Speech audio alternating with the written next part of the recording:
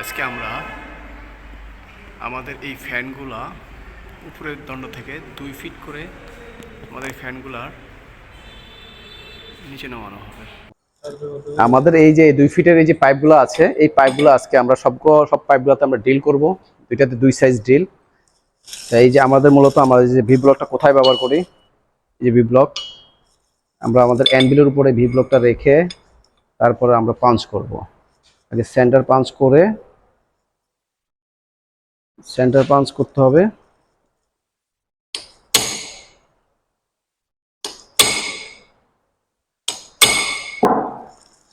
তারপরে হলো আমার থ্রেড সাইডে পাঞ্চ করতে হবে।